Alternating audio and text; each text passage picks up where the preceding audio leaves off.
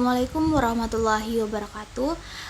Yang terhormat Ibu Cikita Inaku selaku dosen pengampu mata kuliah Biologi Sel dan Molekuler. Perkenalkan, kami dari kelas G angkatan 2024 yang beranggotakan ada saya sendiri Nuralin Kasman sebagai pemateri pertama, kemudian ada Febri Wulandari sebagai pemateri kedua, dan ada Sri Wahyuningsi sebagai pemateri ketiga, dengan materi penerapan obat pada tingkat sel dan molekuler, memahami mekanisme aksi dan jalur pensinyalan.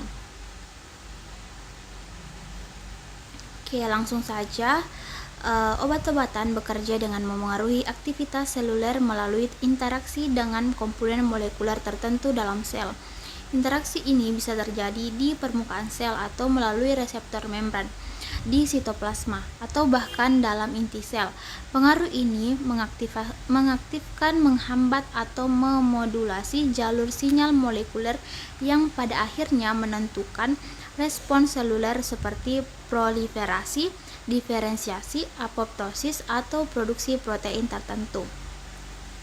Memahami bagaimana obat memengaruhi jalur molekuler sel sangat penting dalam pengembangan terapi yang efektif dan presisi, terutama pada penyakit kronis seperti kanker, autoimun, dan gangguan metabolik. Kemudian ada alur molekul sel, definisi dan fungsi.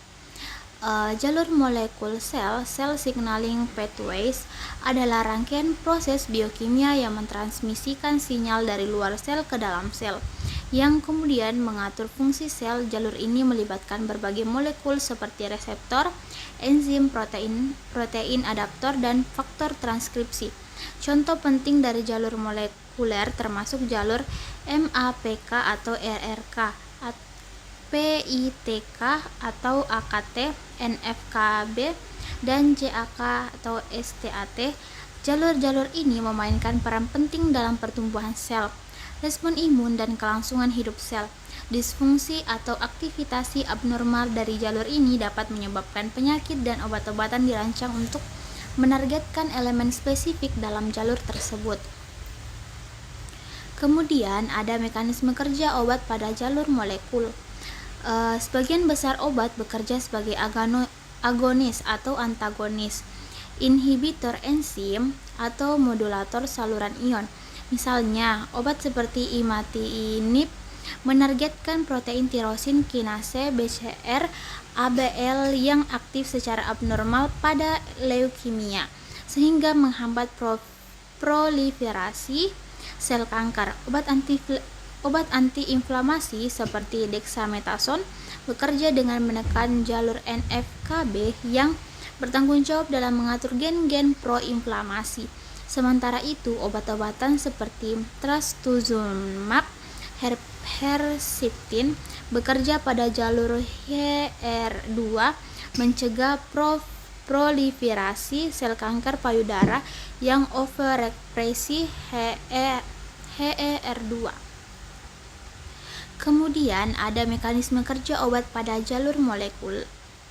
Sebagian besar obat bekerja sebagai agonis, antagonis, inhibitor enzim, atau modulator saluran ion. Misalnya, obat seperti imatinib menargetkan protein tirosin kinase BCR-ABL yang aktif abnormal pada leukemia, sehingga menghambat proliferasi sel kanker. Obat antiinflamasi seperti dexamethasone bekerja dengan menekan jalur NFKB yang bertanggung jawab dalam mengatur gen-gen proinflamasi. Sementara itu, obat-obatan seperti trastuzumab, Herceptin yang bekerja pada jalur HER2 mencegah proliferasi sel kanker payudara yang overekspresi HER2. Kemudian ada jalur PITK atau AKT atau mTOR dan obat-obatan. Jalur ini adalah jalur utama dalam regulasi pertumbuhan sel, sintesis protein, dan kelangsungan hidup sel. Aktivitas ini sering ditemukan dalam berbagai jenis kanker. Obat-obatan seperti everolimus dan temsirolimus merupakan inhibitor mTOR yang digunakan untuk menghambat jalur ini. Penghambatan jalur PITK atau AKT atau mTOR dapat memperlambat atau menghentikan pembelahan sel kanker serta meningkatkan sensitivitas terhadap kemoterapi.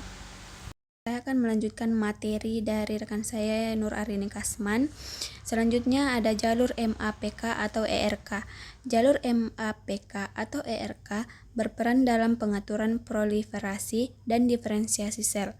Jalur ini dapat diaktifkan secara abnormal dalam berbagai kanker.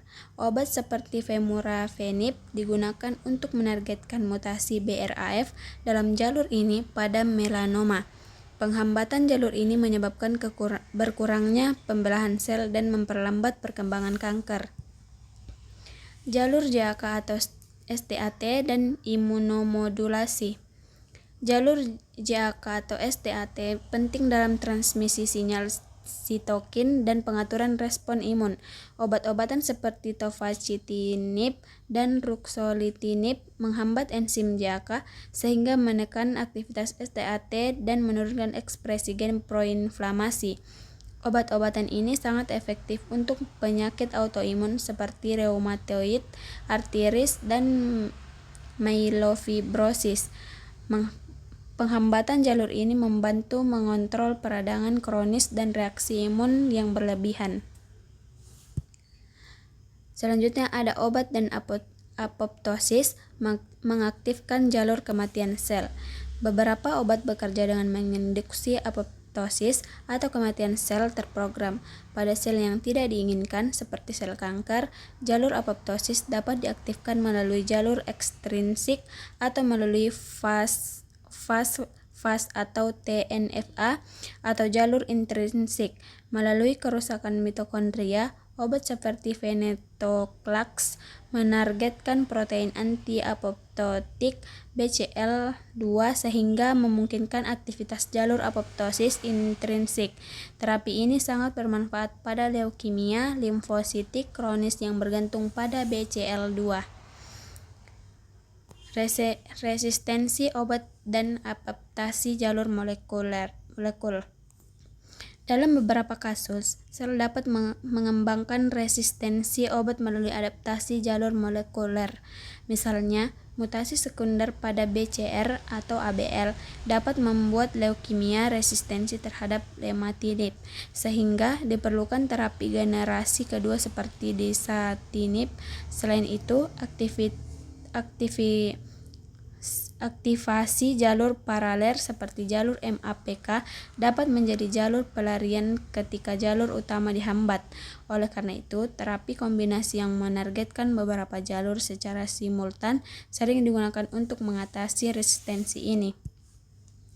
Kemudian ada farmakodinamik dan jalur molekulnya.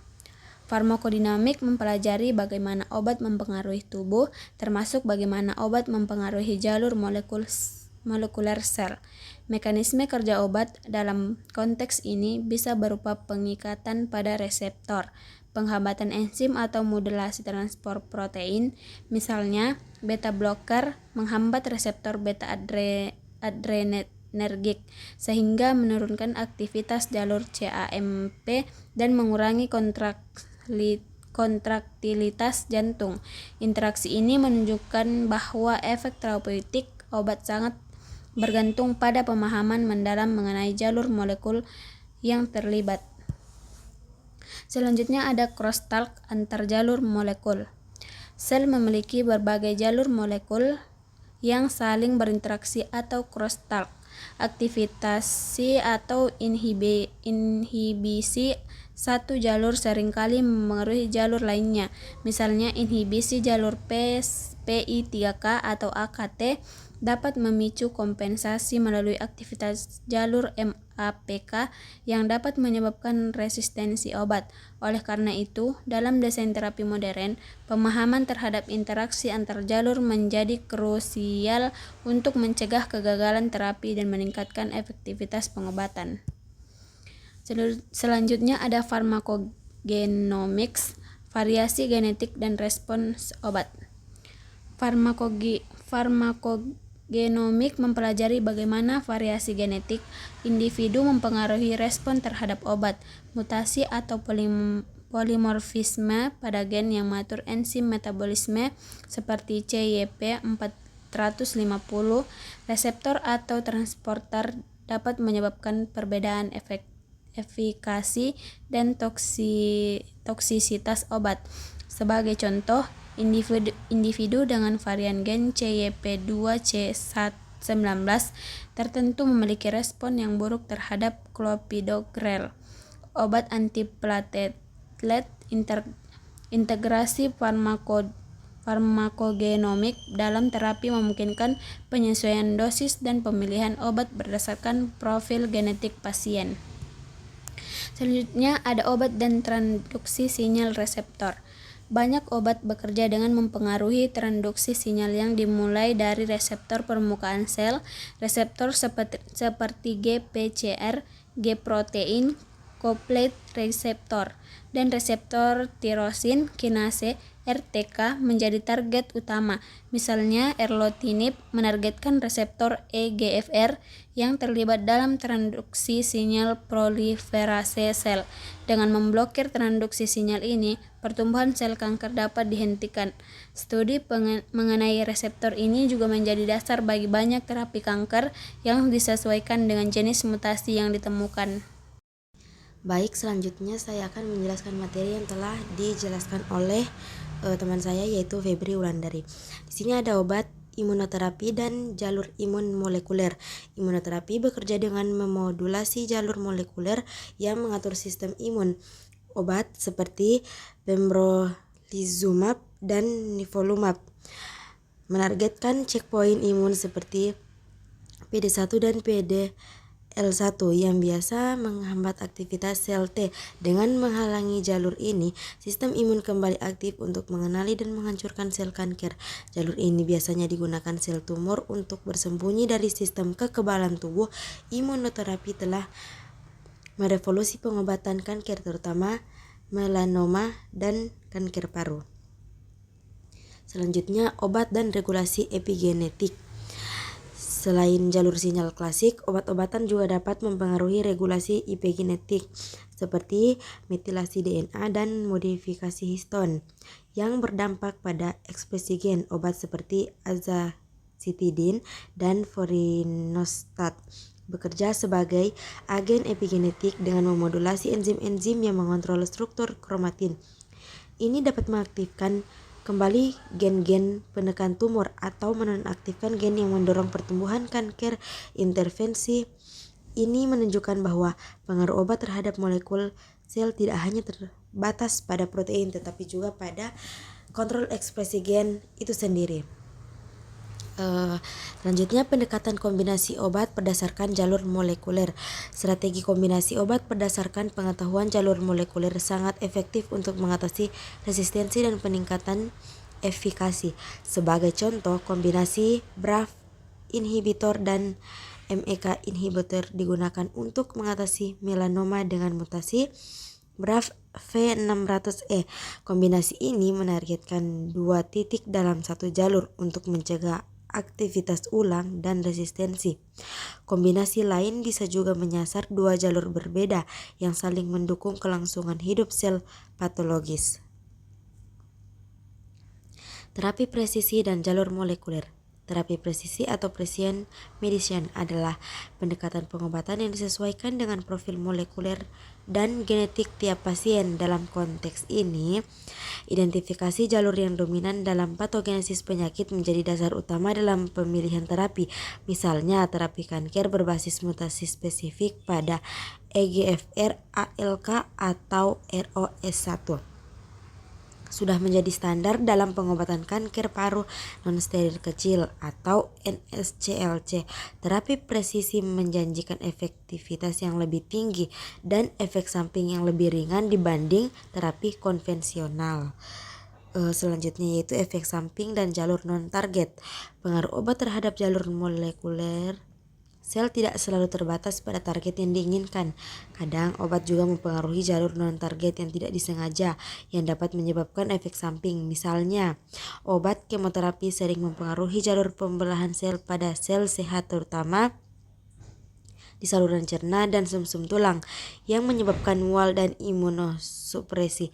Oleh karena itu, pemahaman lintas jalur penting untuk memperkirakan potensi toksisitas sistemik dan efek tak terduga dari pengobatan. Pemodelan komputasi dan prediksi jalur. Dalam era bioinformatika, pemodelan ini silico memainkan peran penting dalam menganalisis interaksi obat dengan jalur molekuler. Teknologi ini memungkinkan prediksi efek suatu molekul terhadap banyak target secara simultan. Simulasi jalur sel menggunakan data ekspresi gen dan struktur protein dapat membantu mengidentifikasi efek off target, menentukan titik kritis dan jalur, serta menyaring kandidat obat sebelum uji praklinis. Hal ini mempercepat proses pengembangan obat dan menurunkan biaya. Dan selanjutnya, studi kasus terapi target BCR-ABL pada pasien leukemia mieloid kronis atau CML. Fusi gen BCR-ABL menghasilkan protein tirosin kinase yang konstitutif aktif. Terapi dengan imatinib inhibitor BCR sampai ABL menunjukkan keberhasilan luar biasa dalam menghentikan proliferasi sel leukemia. Studi ini menjadi tonggak sejarah bahwa penargetan spesifik pada jalur molekuler yang diketahui dapat menjadi strategi terapi utama. Keberhasilan ini juga mendorong lahirnya banyak terapi berbasis target molekuler lain di bidang onkologi. Selanjutnya yaitu resistensi terhadap EGFR inhibitor. Pasien kanker paru dengan mutasi EGFR awalnya merespons baik terhadap gefitinib atau erlotinib, namun sering berkembang resistensi mutasi T790M pada EGFR menyebabkan kegagalan terapi generasi pertama. Oleh karena itu, inhibitor generasi ketiga seperti osimertinib dikembangkan untuk mengatasi mutasi ini. Studi kasus ini menegaskan pentingnya pemantauan terus-menerus terhadap dinamika jalur molekuler selama terapi untuk mengantisipasi resistensi dan menyesuaikan strategi pengobatan. Selanjutnya yaitu kesimpulan, penerapan obat pada tingkat sel dan molekuler bertujuan memahami mekanisme aksi obat, yaitu bagaimana obat berinteraksi dengan target seperti reseptor, enzim, atau molekul sinyal dalam sel sehingga menghasilkan efek terapi. Selain itu, obat juga mempengaruhi jalur pensinyalan sel, yaitu rangkaian reaksi kimia dalam sel yang mengatur fungsi seperti pertumbuhan, pembelahan, atau kematian sel. Dengan memahami kedua hal ini, pengembangan obat menjadi lebih tepat sasaran, efektif, dan mengurangi efek samping, sehingga mendukung pengobatan yang lebih modern dan personal. Sekian penjelasan materi dari saya dan rekan saya. Wabillahi taufiq wal hidayah. Wassalamualaikum warahmatullahi wabarakatuh.